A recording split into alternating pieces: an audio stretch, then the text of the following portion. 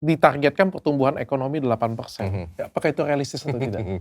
Menurut dokter dulu gantian. Wah, aku nggak ngerti. Aku nggak ngerti 6%, 7%, 8%. Oke. Yang aku tahu klinikku rame atau enggak, skincare-ku laku atau enggak. Nah, titik cuma itu aja. Kalau ini berhasil, skincare-nya rame. Nah, pertanyaannya mungkin nggak 8%. Jadi gini, untuk bisa menaikkan 8%, dia menggelontorkan 200 triliun. Kan itu yang dijabarkan di media ya. Kita harus tahu ada yang namanya ICOR, Incremental Cash Output Ratio.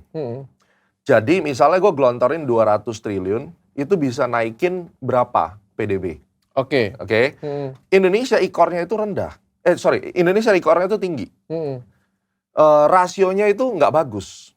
Oke. Ya, artinya tinggi apa? Untuk naikin misalnya, rasionya naikin 100 juta misalnya, dia harus butuh investasi 700 juta. Which is tuh tinggi banget. Modal untuk naikin growth itu terlalu gede. Ya.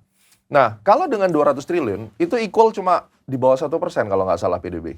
Jadi kalau kita bilang dengan 200 triliun, dari sekarang 5 mau naik ke 8, kan nggak masuk hitungannya.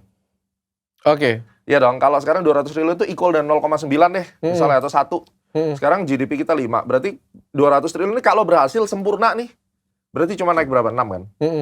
Pasti menteri sekarang ini punya agenda, tapi saya nggak ngerti apa. Tapi kalau saya jadi menteri, mohon izin nih, saya nggak mungkin akan ngomong bahwa gampang kok akan ke 8%. Saya nggak berani ngomong begitu.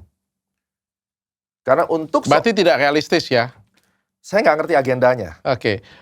Aku pengen tanya ini ya, ada 2 berita. 200 triliun ini dicetak uang baru atau sebenarnya dana yang sudah mengendap? Dana sudah mengendap. Dan itu sudah dapat izin presiden.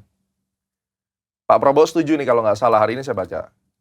Jadi dana yang mengendap itu dialokasikan, kalau nggak salah ada 450 atau 500 triliun, diambil 200, ditaruh di Himbara. Itu ngapain dana diendapin di BI? Nah, ini yang jadi masalah kan. Ini seperti tadi gue ngomong. Gue tadi bilang apa? Kebijakan atau strategi ekonomi itu tidak bisa berlaku sepanjang zaman. Mungkin 10 tahun yang lalu cara konservatif seperti itu oke. Tapi menghadapi situasi masyarakat yang terluka, kondisi external pressure, kemungkinan, you bilang tadi daya beli menurun, itu cara pengetatan yang seperti itu nggak mungkin bisa dipakaikan di sini. Gue apresiasi menteri kita berani lakukan itu. Ambil tuh celengan, bongkar, masukin, biar masyarakatnya liquid.